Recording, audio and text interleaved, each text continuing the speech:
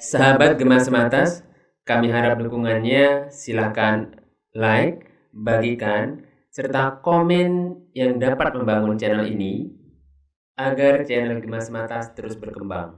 Assalamualaikum warahmatullahi taala wabarakatuh. Waalaikumsalam warahmatullahi wabarakatuh. Oke sahabat-sahabat Gemas Matas, kembali lagi di podcast kita kali ini, yang mana di sini saya sebagai host akan mewawancarai dan bertemu langsung dengan narasumber nih. Beliau adalah salah satu presiden mahasiswa dan juga koordinator BEM Kabupaten Sampang. Gimana kabarnya Kak? Alhamdulillah baik, kamu gimana? Alhamdulillah juga baik ya. Semoga teman-teman sahabat Sematas juga sehat walafiat.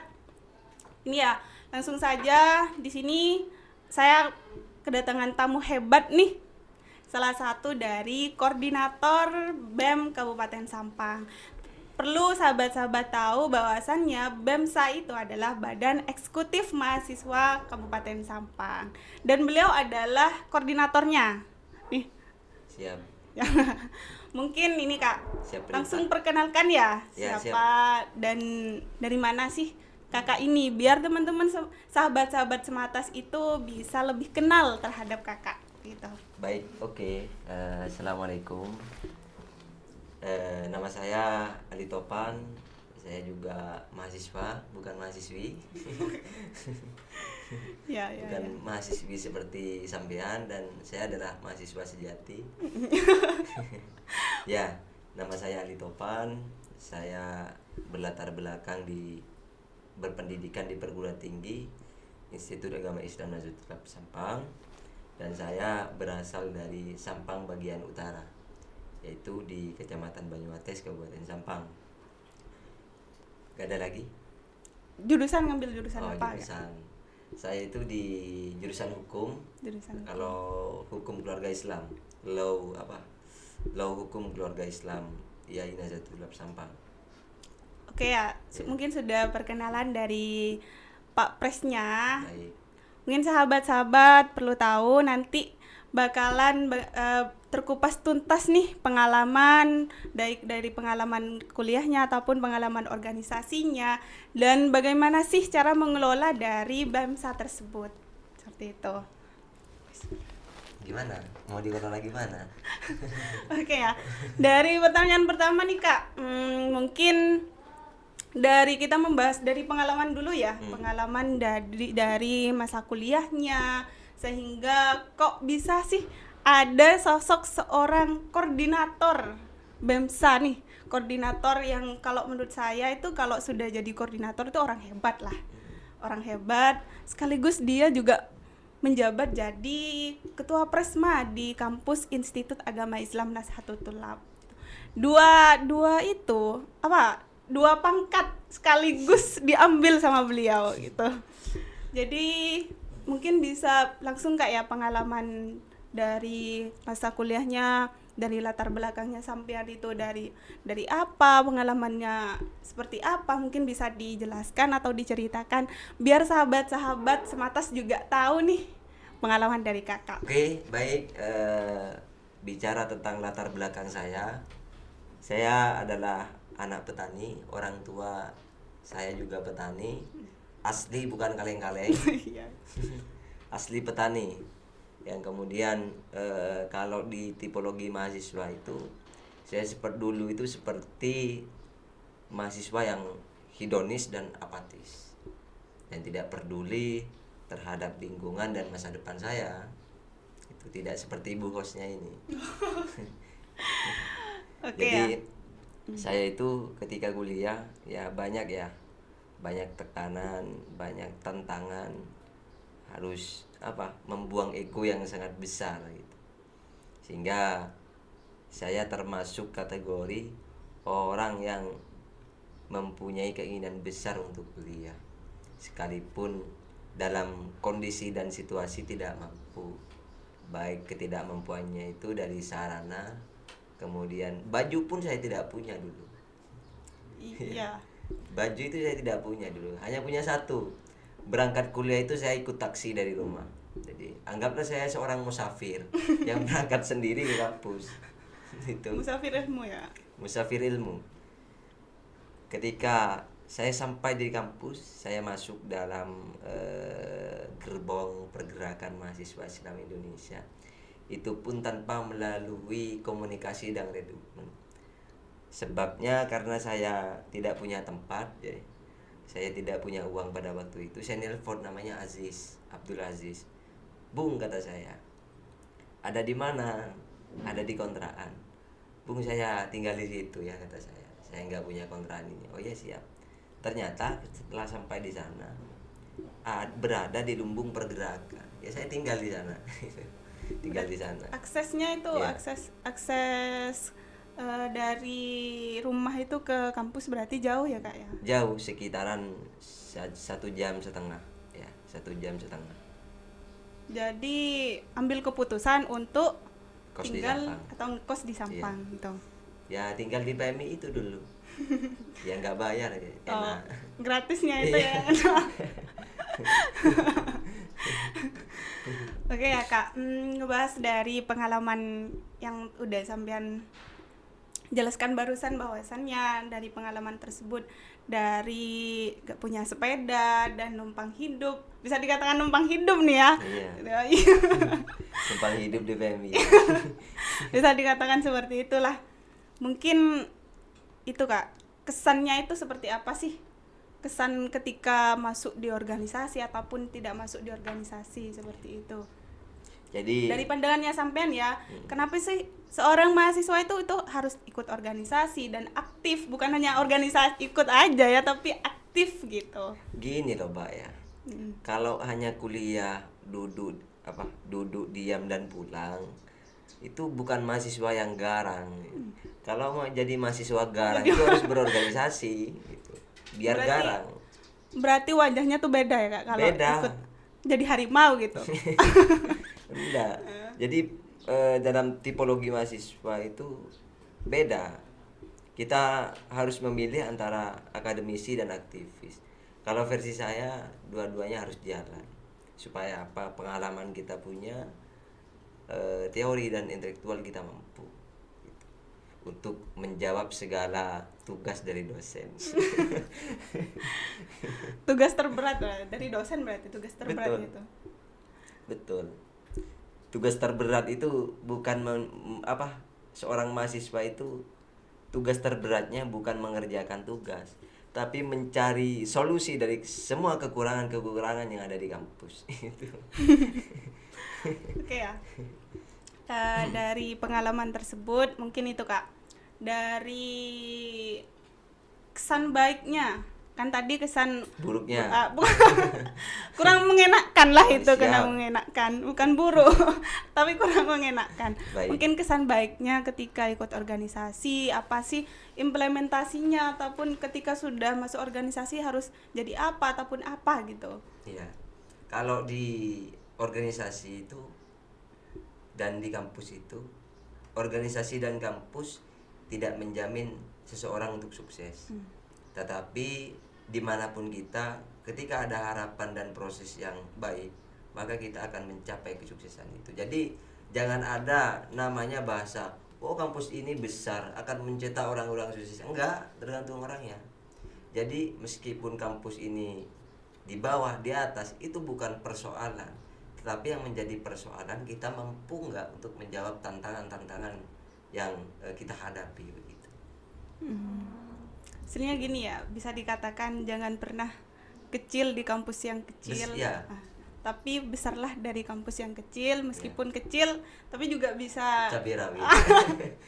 bisa mencapai cita-citanya, ataupun bisa membawa kampus tersebut lebih besar daripada kan kalau besar itu bukan dilihat dari gedungnya yang mewah. Betul. Ataupun dari apapun, tapi bagaimana prestasi yang ada di kampus tersebut, mahasiswanya intelektual, akademisi, organisatoris, itu kan bisa dikatakan seperti itu. Betul. Barulah nih sahabat-sahabat Sematas terciptanya dari seorang organisatoris atau akademisi. Ini sosok seorang Pak Pres Alitopan gitu. Yang jadi mahasiswa akademisi, yang jadi mahasiswa organisatoris gitu. Oke nih Kak, dari pengalaman tadi, pengalaman hidup di kampus ataupun pengalaman menyenangkan ataupun menyedihkan nih katanya tadi. Mungkin bisa dijelaskan atau diceritakan nih proses jadi Presma di baik itu di kampus Institut Agama Islam, prosesnya seperti apa nih? Karena nggak gampang jadi seorang presiden mahasiswa gitu. Betul. Apalagi pas sampai di koordinator BEMSA gitu Ya, Kak. baik. Menjadi seorang pemimpin itu bukan harapan besar, tetapi menjadi seorang pemimpin itu adalah cara pandang seseorang untuk mencipta segala bentuk proses dan tanggung jawab. Jadi orang-orang yang sudah siap baik dohir dan batin, sudah siap moral dan materi, jadi seorang pemimpin itu. Dan menurut saya jadi Presma di Yainata itu sangat sulit. Kenapa? Sekalipun kampusnya kecil, ketika pemilihan terasa pemilu 2024 kerasnya luar biasa. Iya, saya tahu itu. Kemudian suasana menjadi Presma di Nata Sampang itu harus siap mental. Memang kita ini diuji dan digembleng oleh mahasiswa gitu. Jadi tidak sekeras, tidak sekuat jebolan Nata Sampang begitu. Katanya sampai itu bukan kaleng-kaleng gitu ya. Ya, kaleng-kaleng kalau saya. Jadi kalau mau jadi Presma Yainata itu siap-siap bertanggung jawab dan mental yang kuat. Kenapa? Karena meskipun kampusnya itu kecil dan mahasiswanya nggak sebanyak universitas yang lainnya, enggak, tetapi prosesnya luar biasa. Prosesnya luar biasa, baik dari pergerakan Dema, pergerakan BEM, dan kesadaran mahasiswa itu tinggi. Apalagi kesadaran dalam organisasi-organisasi internal kampus. Oke. Tuh. Membahas tentang Dema di kampus Institut Agama Islam Nasatul Tulab Sampang itu kabar-kabarnya nih Kak. Bentar lagi kan kayaknya kongres. Nah, kongres kayaknya pemilihannya itu bulan depan ini. Mungkin tanggapan dari Kakak tersendiri untuk menjadi Presma di kampus Nata itu harus apa gitu? Yang pertama harus menang. Harus banyak suara gitu. Kalau nggak jadi Presma. Harus banyak suara gitu Kak. Iya, harus banyak suara. Wajib menang itu. Iya. Kalau itu Kak, mungkin harapannya lah, kan bentar lagi. Kalau pengelengseran tuh gimana dari Sam? Bukan pelengseran. Oke. Saya disudutkan ini.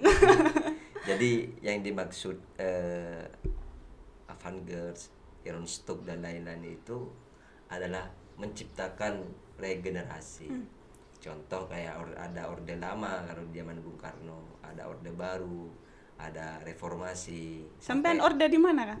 Kalau saya kan masih orde pertengahan. Orde lama gitu. Okay. Bukan dilengserkan, tetapi ini adalah saatnya pergantian.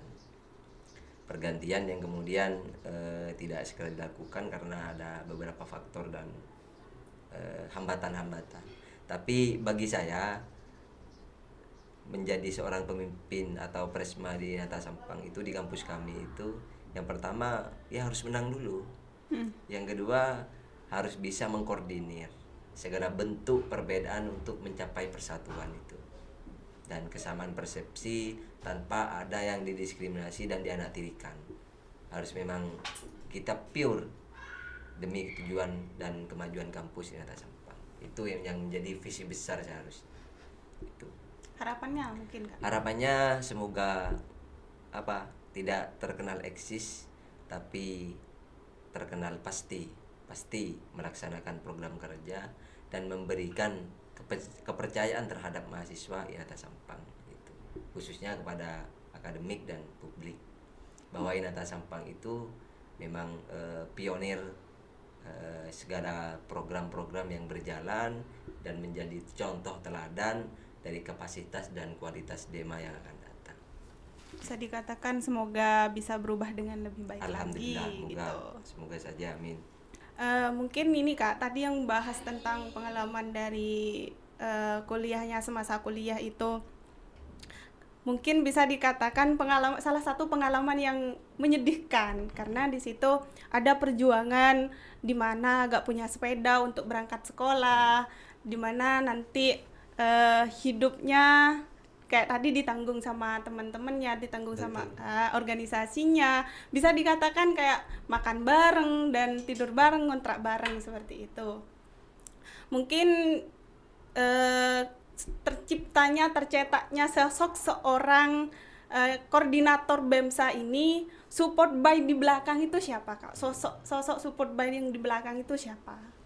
Kalau backing ya, kalau bisa support by, bukan support by Mas, tapi backing. Saya tidak pernah di backing oleh siapapun. Saya percaya bahwa apa yang menjadi keinginan dan keputusan ini adalah langkah yang kemudian kita tidak harus bergantung kepada siapapun. Terpenting kita melakukan komunikasi yang baik, melakukan semangat, memberikan semangat kepada teman-teman, khususnya anggota kita, dan koordinasi dengan kampus itu sudah cukup. Artinya semangat solidaritas itu untuk mengukuhkan gerakan mahasiswa Sampang melalui BEM Sampang itu betul, memang real, tidak ada backingan. Nggak ada backingan gitu. Kita memang berangkat dari keinginan bersama gitu. Dan memang BEM ini kan masih baru gitu. Saya bukan orang yang luar biasa ketika jadi koordinator, tetapi menjadi koordinator itu tanggung jawab yang paling besar. Kalau punya support dari orang tua ataupun minta solusi atau motivasi dari orang tua, bagaimana, Kak? Tidak, kalau prinsip saya hanya sifatnya izin. Izin berangkat keluar rumah gitu. Saya tidak pernah izin begini begitu kepada orang tua saya. Berarti orang tua tuh gak tahu sosok Ali Topan itu jadi ketua Presma ataupun koordinator BEMSA gitu? Ya, kalau pertama tidak tahu, tapi kemudian perlahan tahu mereka. Itu tanggapannya gimana? Tanggapan orang tua gitu? Ya, tanggapannya ya biasa aja gitu. Biasa aja. Orang Madura itu nggak terlalu terlena dengan itu. Mereka cuma memikirkan bagaimana anak-anaknya merdeka dan bisa sekolah. Dan saya sendiri untuk melalui pembentukan dan pelaksanaan, eksekusi dan proses di BEM Sampang itu memang luar biasa. Ya, kita harus bertahan. Yang pertama, yang kedua kita harus menyiapkan anggota. Yang ketiga kita harus menyiapkan jawaban-jawaban dan respon terhadap kebijakan yang tidak perlu terhadap rakyat. Kemudian kita harus memberikan manfaat dan dampak yang positif kepada masyarakat. Itulah fungsi yang seharusnya dimiliki oleh mahasiswa. Benar-benar jadi itu ya, organisatoris, jadi akademis juga bisa berarti Kak Ali Topan ini. Siap. Oke ya. Oke, dari setiap pertanyaan tadi mungkin timbullah pertanyaan, Kak.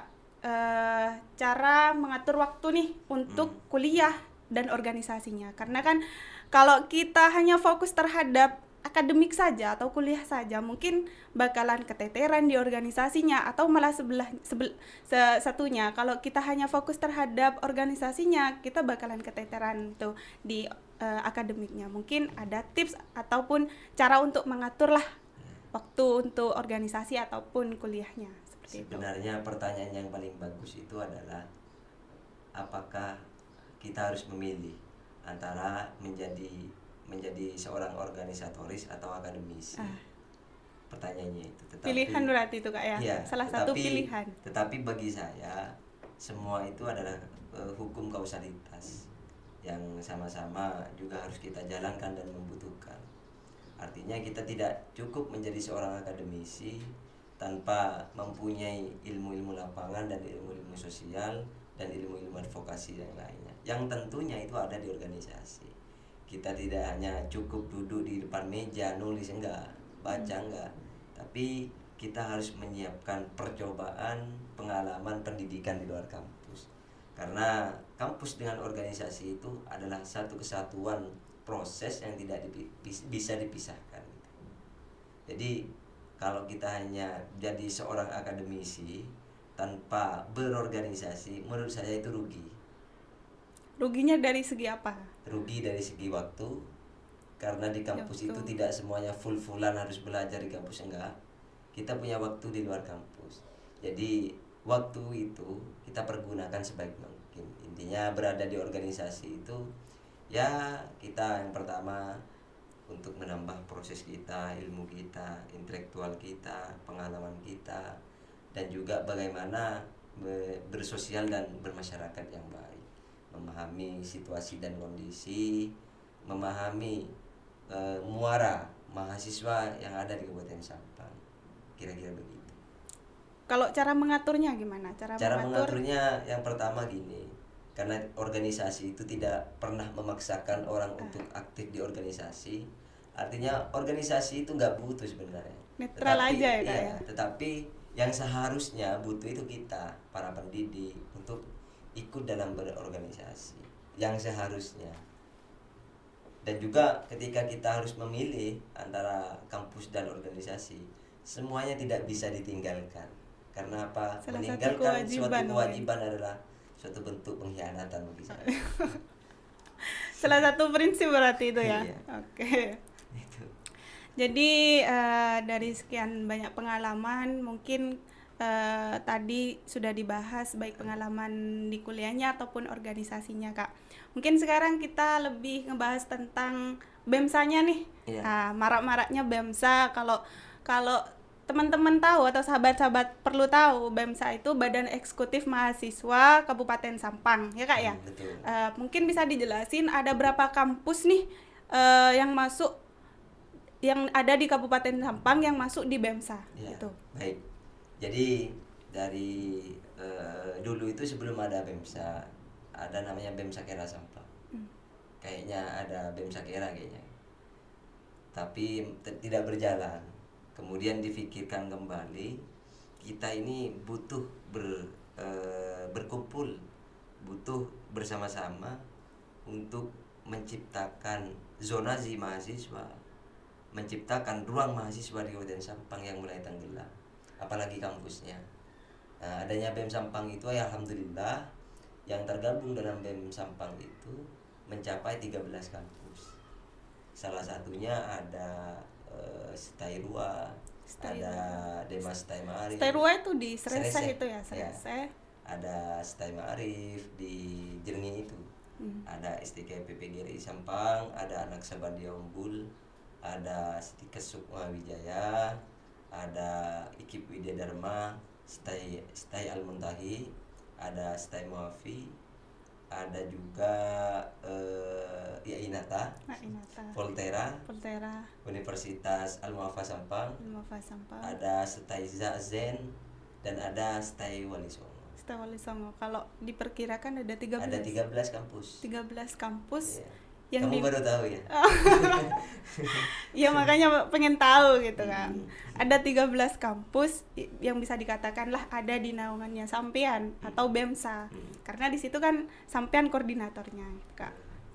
Lantas termotivasi dari apa sehingga BEMSA itu bisa terbentuk? Karena kan kalau kita analogikan nih Kak, tempat ataupun lokasi yang ada di Sampang itu kayak di Stirua, di Sreseh ataupun yang ada di Ketapang, koordinasinya itu seperti apa sehingga bisa terbentuk motivasi untuk menyatukan mereka di BEMSA gitu. Ya, motivasinya yang pertama kita sepakat bahwa banyak orang mengatakan pendidikan di Kabupaten Sampang ini tertinggal kalau bicara indeks pembangunan manusia di bidang pendidikan. Tetapi setelah BEM Sampang ini membuka bahwa bahkan orang terkejut ketika ada di Sampang ini ada 13 kampus. Iya. Mungkin yang mereka lihat ada yang di perkotaan lah gitu, nggak sampai ke kecamatan dan yang lain. Tetapi kalau versi kami, kita sebenarnya orang-orang yang sadar, dan adanya 13 kampus di Sampang ini ada respon bahwa pendidikan di kota, di tingkat desa, kecamatan ini masih baik di Kabupaten Sampang. Kenapa? Karena banyak lembaga pendidikan yang kemudian di sana memfasilitasi orang-orang yang mau berkuliah, orang-orang yang mau belajar, dan orang-orang yang mau berproses. Sehingga dari hal itu BEM Sampang ini menunjukkan bahwa mahasiswa Sampang ini tidak diam dan tidur gitu, ada gitu, dan tidak pangsit gitu, tidak muncul, jarang muncul, ada. Tapi mungkin karena keterbatasan informasi dan kepedulian terhadap kampus-kampus di Sampang, ya wajar ketika bisa dikatakan tenggelam gitu. Makanya visi besarnya bagaimana BEM Kabupaten Sampang ini bersama-sama menciptakan dan menjadikan mahasiswa Kabupaten Sampang itu berintegritas gitu. Artinya 1 tahun 2 tahun ke depan ini untuk mahasiswa, untuk orang asli Sampang ini tidak kuliah keluar, jadi kuliah di Sampang gitu, biar IPM kita makin tinggi. Membahas IPM di Kabupaten Sampang ya Kak ya.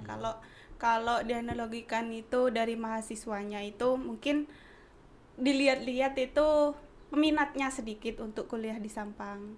Kalau seumpamanya dari sampean sendirilah jadi koordinator BEMSA, dari tahun sekarang, perbedaan dari tahun kemarin sampai tahun sekarang itu rasa peduli mahasiswa itu terhadap masyarakat itu bagaimana? Kalau menurut Dari saya, awalnya kan sebelumnya belum terbentuk nih. Betul. BEMSA, dari Betul. sekarang sudah terbentuk atau ada di BEMSA atau ada BEMSA. Jadi perbedaannya itu gimana? Tuh. kalau kita tidak bisa merubah situasi dan kondisi, tetapi kondisi itu akan terbentuk ketika kesadaran seseorang itu besar. Artinya ketika kita mengurai suatu perbedaan atau benang yang sudah kusut, kita akan menemukan titik-titik yang kemudian berbeda. Tapi dari tahun kemarin dan sekarang itu perbedaannya adalah kalau kemarin dulu itu pendidikan di Sampang ini tertutup, kalau sekarang sudah terbuka. Tertutup itu maksudnya? Tertutup, tidak terlihat begitu. Ya mungkin tidak ada yang peduli terhadap kampus-kampus di Kabupaten Sampang. Tapi adanya BEM Sampang ini, ya bagaimana kita kampus-kampus di Sampang itu juga terlihat di publik, juga diperdulikan oleh yang seharusnya orang yang memperdulikan kampus di Sampang itu. Kalau orang mengatakan Sampang ini krisis pendidikan, perlu dipertanyakan sampai mana kamu mengetahui lembaga pendidikan Kabupaten Sampang, khususnya perguruan tinggi gitu. Oke ya. Berarti ya mungkin ada sedikit perbedaan lah dari tahun kemarin sehingga terbentuk dari BEMSA itu tersendiri. Betul. Mungkin gini Kak, kalau kita ngebahas tentang organisasi, baik itu dari BEMSA itu tersendiri, pastilah ada konflik kan ya, ada konflik. Tanggapan daripada, apalagi ini banyak kepala dari ketua BEM yang ada di Stirua ataupun UNT ataupun dari ya Inata sendiri, bagaimana sih menyatukan pendapat dari berbagai banyak kepala gitu. Sedangkan sampean sebagai koordinator atau bisa dikatakan ketua kan ya, ketua mengambil sebuah keputusan atau kebijakan daripada banyaknya pendapat tersebut gitu. Tanggapannya gimana? Baik, Indonesia sudah konflik. Iya. Dulu sudah konflik. Iya, itu permasalahannya, konfliknya itu Kak gitu. Jadi hal yang lumrah di organisasi adalah konflik. Konflik. Dan Betul. yang seharusnya ada manajemen konflik. Indonesia ini sudah konflik. Iya. Ada pro dan kontra. Pro kontra ya Iya. betul.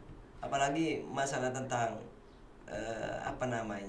kepala-kepala.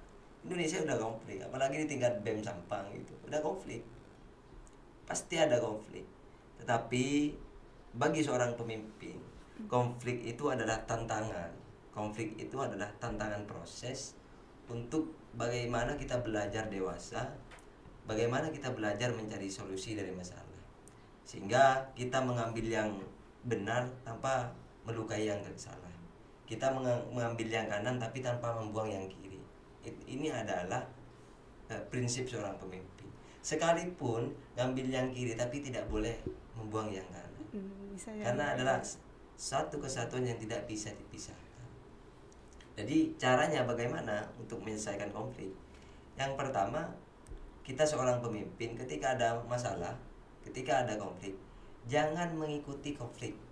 jangan memperkeruh konflik, jangan memperbesar-besarkan konflik. Anggaplah kita itu pura-pura tidak tahu, pura-pura tidak tahu. Tetapi itu adalah sikap seorang pemimpin untuk bagaimana meredam suatu masalah sehingga diselesaikan secara keorganisasian. Secara Saling memberikan solusi yang dingin, memberikan bisa dapat dipercaya. Ya tidak bisa dipungkiri bahwasannya konflik itu pasti ada dari setiap orang, dan setiap orang pasti punya pemikiran dan pendapatnya masing-masing ya Kak. Tergantung nanti baik atau benarnya itu nanti kita pilih dan pilah mana yang terbaik gitu. Mungkin kalau ikut konfliknya itu ya tujuan organisasi nggak sampai. Konflik itu biasa proses. Ada terhalang gitu. Iya, konflik itu proses. Karena kita berpikir saja, apa yang kita tidak tahu dan kita ingin tahu itu sudah konflik itu. Makanya kita harus memulai bagaimana kita mencari tahu. Bagaimana kita memulai untuk mencari solusi-solusi dari masalah. Oke ya. Dari setiap masalah itu biasanya tuh ada kebijakan-kebijakannya itu Kak ya. Mungkin dari proses atau pengelolaan selama Kakak itu menjadi koordinator atau ketua Presma di Kabupaten Sampang ini, pengelolaannya seperti apa? Pengelolaan BEMSA-nya itu seperti apa? Ya, kalau sistemnya itu kepercayaan dan tanggung jawab kalau saya. Sekalipun saya tidak banyak orang yang sadar akan keinginan visi misi yang dibangun, keinginan yang besar bersama, maka secukupnya itu harus kita laksanakan sekalipun tidak semuanya. Kita harus punya pertimbangan boleh, tapi jangan banyak pertimbangan, harus mempunyai keputusan, harus dipilih lah sehingga tidak mengganggu kinerja dan roda-roda kaderisasi. Sanksinya ya. Mungkin itu Kak, dari setelah dari kebijakan tersebut diambil, mungkin dari rekrutmen masuk BEMSA atau ketertarikan dari BEMSA itu apa? Yang pertama, kita bukan masalah ketertarikan. Iya. Tertarik itu karena kita melihat menarik. Iya. Kadang begitu. Itu versi sekarang. Kalau versi yang dulu begini, tertarik itu bukan karena menarik, tetapi karena melihat bahwa ini loh benar gitu. Saya benar ada di sini gitu. Oke ya. Selama ngejabat dari BEMSA jadi koordinator BEMSA itu sudah berapa tahun? Sudah, ini hampir mau kongres. Hampir mau kongres. Hampir selesai. Oh, berarti ini mau hampir selesai deh, hampir jabatannya saya. gitu. Hampir dibuang. Itu. Berapa kalau di BEMSA itu berapa tahun? 1 tahun. 1 tahun. Tapi karena BEM Sampang ini baru deklarasi, ya kita masih memperbaiki internalisasi, kemudian administrasi, kemudian struktur keanggotaan dan arah tujuan dan manfaat adanya BEM Sampang itu. Berarti adanya BEM Sampang itu bisa dikatakan sudah 1 tahun ya Kak ya? Sudah 1 tahun. Dan koordinator pertama itu sampean? Iya. Koordinator pertama sampean. Mungkin pencapaian apa nih Kak? Selama jadi koordinator selama 1 tahun, pencapaian apa di BEMSA ini? Pencapaiannya yang pertama, tidak ada yang pencapaian, tetapi banyak yang ingin dicapai. Oh. Ada visi misinya mungkin ya? Iya. Tidak banyak capaian, tapi banyak yang ingin dicapai. Tapi alhamdulillah adanya respon BEM Sampang ini adalah respon bagi mahasiswa Sampang untuk menyatukan persepsi dan keinginan bersama, merespon segala bentuk kebijakan, kemudian sosial, agama dan lainnya, untuk bagaimana juga berpendapat, bagaimana juga ikut andil untuk menjadi solusi terbaik dari anak muda dan mahasiswa. Jadi kalau capaian itu bahaya itu. Capaiannya apa kayak Iya, bupati saja. Kan pencapaian bisa juga dari visi misinya mungkin gitu. Enggak. Adanya BEM Sampang ini kan apa? Meskipun baru deklarasi, tetapi sedikitnya dan banyaknya sudah melakukan gerakan yang mungkin juga bermanfaat lah gitu. Dan itu sudah terlaksana. Mulai dari demo-demo gitu. Mulai dari Kesosialisasian masyarakat. masyarakat. Ya. Oke ya, dari seumpamanya dari kakak sendiri, cara mengukur kesuksesannya itu bagaimana? Cara mengukur kesuksesan dalam berorganisasi, tercapainya kesuksesan tersebut seperti apa? Cara mengukurnya lah. Mengukur kesuksesan berorganisasi itu bukan kita saat kita duduk jadi pimpinan, jadi koordinator, enggak. Tapi sukses di organisasi itu ketika diberikan tanggung jawab bagaimana fokus pada bidang itu. Artinya betul-betul mendalami bidang kita sendiri gitu. Bisa bertanggung jawab. Nah, nikmat dan manfaat ketika berorganisasi dan kita aktif di dalamnya akan yang pertama kita punya bekal untuk pulang nanti ke masyarakat. Dengan organisasi itu kita punya pengalaman untuk bisa hidup juga ketika kembali ke halaman rumah. Pasti itu ya kak ya. Ya. Pencapaian kalau seumpamanya ketika kita mau mencari ilmu dimanapun berada, kembalinya pasti tetap ke lingkungan sekitar kita ataupun rumah kita, seperti itu. Betul. Oke lah, mungkin dari harapannya kakak tersendiri untuk BEMSA apa gitu? Ya, harapan saya itu yang pertama, Karena gini, sekarang itu katanya tadi mau kongres, mau lengser nih. Harapannya itu apa? harapan gitu? saya pionir yang baru ini yang akan menjadi, nggak tahu siapa nanti yang menjadi koordinator BEM Sampang dan struktur keanggotaan yang baru, semoga bisa meneruskan sejarah-sejarah dan bisa menerapkan peran dan fungsi mahasiswa dan juga bisa menerapkan tridharma perguruan tinggi dalam kehidupan sosial dan berbangsa dan bernegara. Dan juga bisa meneruskan tidak mati gitu, bisa meneruskan sejarah perjuangan jas merah. Artinya para aktivis-aktivis yang selalu bersuara terhadap kedoliman dan diskriminasi terus kita perjuangkan untuk selalu mendekatkan dasar-dasar daripada negara itu, yang kemudian ada konsep demokrasi yang harus kita pahami, yang semua orang mempunyai bebas untuk beraspirasi selama itu sesuai prosedur dan terus mengawal itu, Mbak. Oke ya. Mungkin sahabat-sahabat Sematas cukup sekian ya. Nanti seumpamanya kalau pengen nambah lagi, nambah durasi nih, ngundang lagi nih. Nominal, Mbak. Oke Kak, ya mungkin ada closing statement untuk sahabat-sahabat Sematas nih. Ya, closing statement dari saya, maaf dari ketidaksempurnaan kami, karena karakter kami bukan karakter teoritis, tapi karakter gerakan, karakter advokasi. Jadi kita bukan hanya teori, tapi kita mengedepankan praktik gitu.